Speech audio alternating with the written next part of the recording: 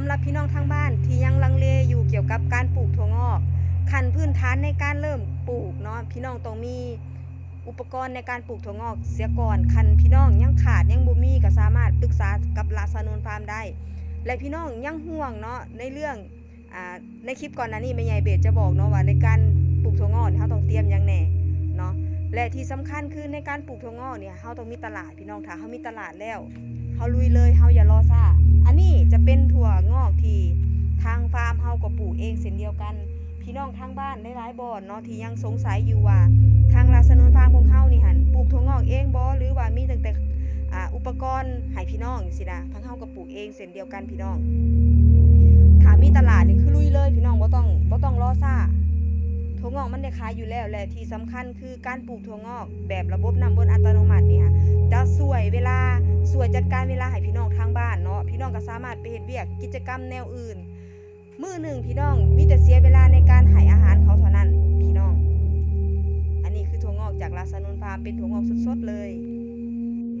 และพี่น้องทางบ้านเนาะถ้าแบบยังลังเลใจในการปลูกถั่วงอกก็คือบ่ต้องห่วงเฮาเป็นพี่เลี้ยงให้พี่น้องจนเป็นผู้ใดเอาจนสำเร็จเลยพี่น้องถามตอบกันแบบโตต่อโตว่าซั่นซะพี่น้องขาดจุดใดบ่เข้าใจจุดใดก็สามารถปรึกษากับลาซานูนฟาร์มได้ตลอดเวลาเลยส่วนการปลูกถั่วงอกเนาะในแต่ละวิกนี่มันจะบ่คือกันก็คือหน้าหนาวหน้าร้อนมันก็จะแตกต่างกันถ้าพี่น้องมีทางลาซานูนฟาร์มให้คำแนะนำเป็นพี่เลี้ยงให้พี่น้องจะบ่ขาดในจุดๆนี้เนาะทางเฮาคือทางเฮานี่ปลูกถั่วงอกเองทางเฮาฮู้จักปัญหาที่จะเกิดขึ้นว่าแต่ละช่วงแต่ละระยะแต่ละฤดูกาล ว่าซั่นซะแต่ละฤดูกาลนี่ทางเฮาจะพ่อเบิดเลยพี่น้องพ่อมาเบิดแล้วจังถ่ายทอดให้พี่น้องทางบ้านพี่น้องจังบ่ลองผิดลองถูกในการปลูกถั่วงอกเนาะแน่นอนเลยถ้าเฮางบบ่หลายจังซี่นะงบบ่หลายเฮาก็ลองปลูกแบบคอยเป็นคอยไปว่าซั่นซะคอยรดน้ำเองเนาะแต่ถ้าว่าเฮาบ่ไหวเฮาก็ต้องลงทุนเฮ็ดพี่น้อง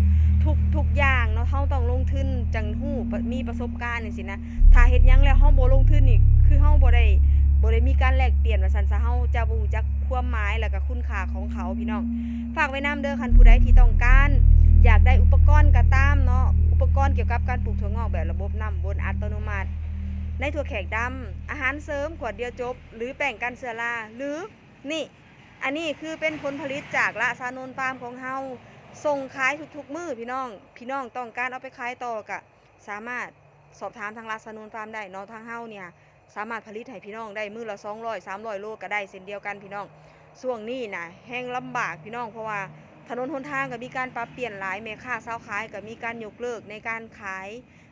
เฟอต่างๆสินะคะทางเฮาก็มีลูกค้าอยู่แล้วแต่ว่ายังขาดจุดนี้เนาะมันเป็นอุปสรรคว่าซั่นซะในการปลูกถั่วงอกก็บ่เป็นหยังพี่น้องทางเฮาก็เอาเท่าที่ไหวเอาเท่าที่ตลาดต้องการเฮาก็บ่ต้องปลูกหลายพี่น้องอันนี้ก็เอาฝากไว้นำเด้อพี่น้องเด้อหากใครต้องการเกี่ยวกับถั่วงอกก็สามารถอุดหนุนทางลาซานูนฟาร์มได้เด้อ